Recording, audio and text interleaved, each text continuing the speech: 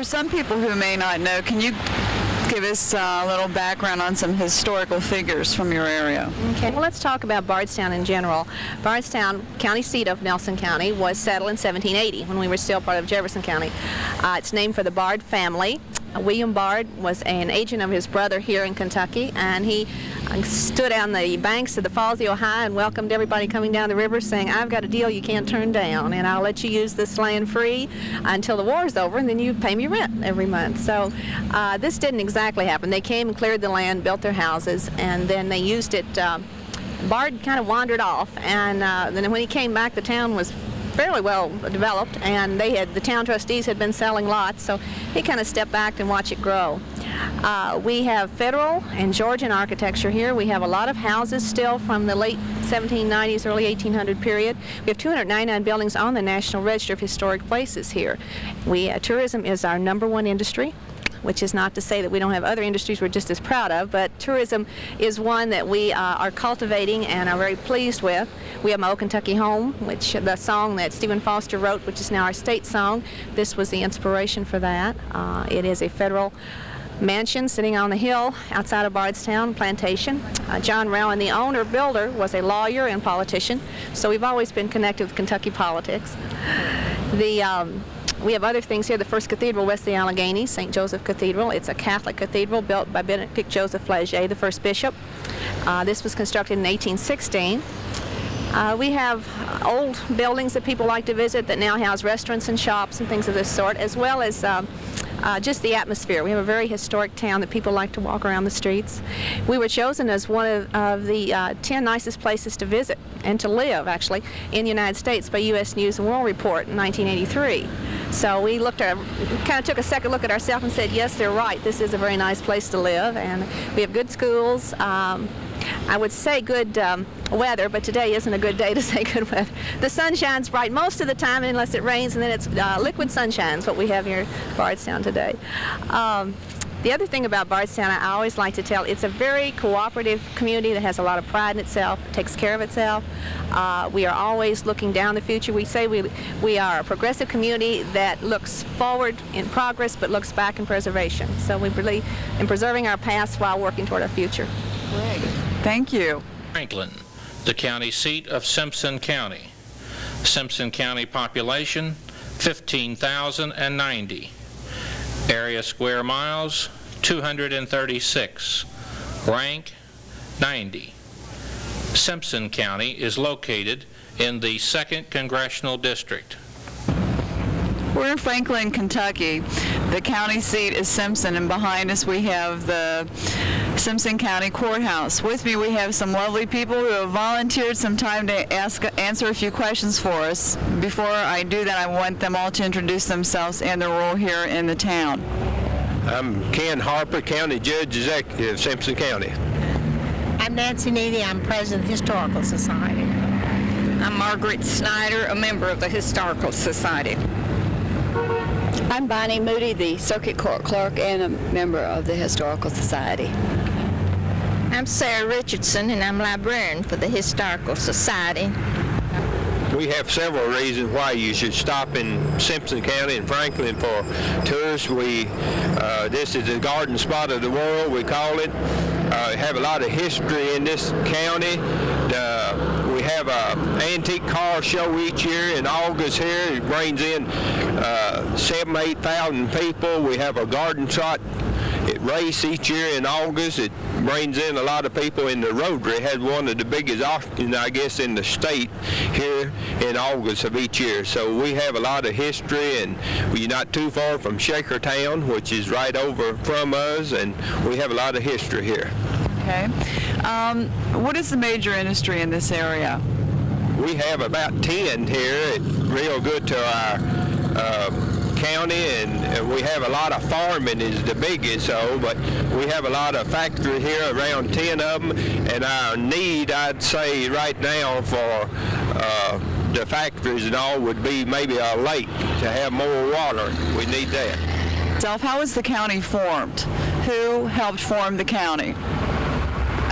Well, it was part of Warren County to start with, and so there were two factions that were trying to pick out the location of the county seat to be the county seat of this county. And a man by the name of Mr. Hudspeth owned the land where we're standing now for about 2 miles south and 1.5 miles east and west. And he very badly wanted to sell his land for the county seat. And there was another faction wanted the county seat about 2 miles down the road somewhere else. So he had tried all week with his workers to find water was the main reason for picking the location. So he dug a well and they couldn't find water, and it was a day or two before the commissioners who came from other surrounding counties were to select one of the 2 spots. And so he just had his hands to go to the creek, which is about 1.5 miles from here, and haul water all night and put in that well and filled it up, and it looked like a bubbling well the next day. And also he threw a big barbecue for everybody, and the commissioners and all. Something made them favor this spot, but the ironical thing is the well never went dry after that beginning. And the spot of the well is over on the south side of the courthouse yard there, and so we tell that story. It may not be too complimentary to us, but it is an interesting beginning. And so that was the beginning of the county seat in 1819. The structure itself, from here, is reading 1882. To your knowledge, was there a courthouse before this, or is this the... The Historical Society has put this book out on facts and phases, and we have another book that tells, or 2, that tells the beginning. Nancy, do you want to tell about the beginning of the... I'd rather not. I'm not a native. Okay, I'll tell it then. They get the sidetracked. That's why They had the first courthouse was just a little log house on the corner of this same area here while they were building the first courthouse. And it, let's see, that first courthouse, I don't know whether it burned down or whether they tore it down, but then burned down. And then they built another one, and it burned in about 1880, I think that's about right. And then they built this one, this present courthouse, in 1882. So we celebrated the 100th birthday of it 5 years ago. And of course, since they built it, they've added a lot of remodeling to it and all, but they've kept the flavor of the original. The courthouse that preceded it, though, had the entrances on the south and north side, whereas when they built this one, they put them on east and west. That's a big difference in that. Thank you.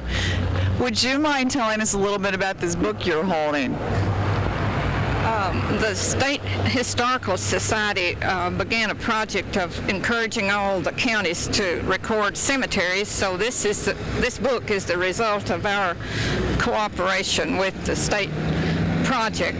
And so far as we know, we have recorded every cemetery in the county and have a nice record of names and dates.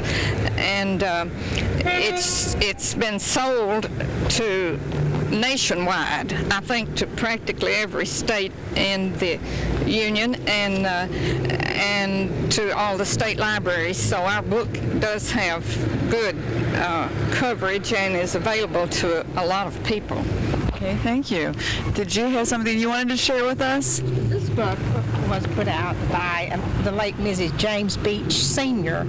and the past president of the Historical Society, James Henry Snyder. He did the photography work on it, and it depicts in picture history of Franklin and the Franklin people. And it's a very good book, and I think it's all sold out. Okay, what is the title? Franklin and Simpson County, Reflections of 1978, and a supplement to a picture of progress to a book that was written and put together before this book. Mention this capsule in the box. And our bicentennial, we planted a capsule to be opened in 2076. We won't be around to see what's in it, but there's a little bit of all of Franklin's history in the capsule. Okay. Thank you. To say, it won't be interesting for us, but for our children's children, probably. That book has a list. Taylorsville, the county seat of Spencer County. Spencer County population, 6,175. Area square miles, 192. Rank, 106. Spencer County is located in the 2nd Congressional District. Behind us, we have the Spencer County Courthouse. To my right, we have a lady whose name is Mary Frances Brown, who's a local historian, is currently doing research and will be compiling a book in regards to the county. We would like to ask her a few questions about the county itself. Mrs. Brown, when was the county formed?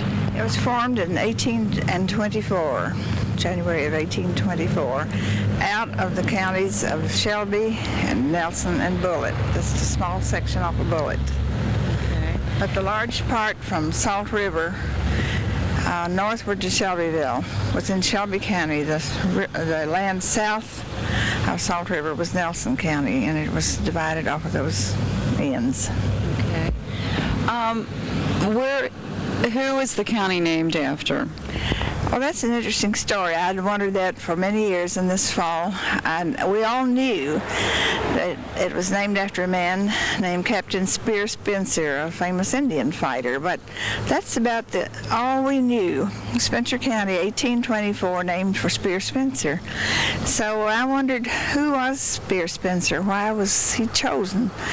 And I knew he was an Indian fighter, and he came into this area through Nelson County, and then he moved further north over into the Shelby County area, and he was enlisted in the Cornstalk Militia, what was the Kentucky State Militia, in the years during the 1790s in Shelby County. And finally he moved on to Corydon, Indiana, and became quite a good friend of William Henry Harrison, who was also an Indian fighter and later President of the United States. And he was killed in Indian battle at Tippecanoe. He is buried on the ground where he fell. There's a magnificent marker at where the battle was fought, and then the 7 officers who were killed there each have tombstones and the location on which they fell. It's most inspirational and beautiful. I saw it in the fall of the year about the time the battle was fought. The battle was the 11th of November, and I saw it the last week in October, so the coloring of the leaves would have been similar, and it just a real inspiring place. And the more I hear about Spear Spencer, the prouder I am of him, that he was the man who was chosen. And you see, he was a contemporary of the people who were in the legislature at that time, and I'm sure many of them knew him, and is the reason his name would come up. That's the way I see him, and I'm proud of him for what I've learned of him. Okay, thank you. What can you tell us about the age of the courthouse, and did other courthouses stand here prior to it? Pardon me. There have been 4 courthouses, but there was one in this area right in here, the very first one. And then there was another one that I have never been able to find a deed on, but it was in the square. But that one burned. And then the third one was built over here on this site. And then it burned in 1913, and this one was completed in 1914.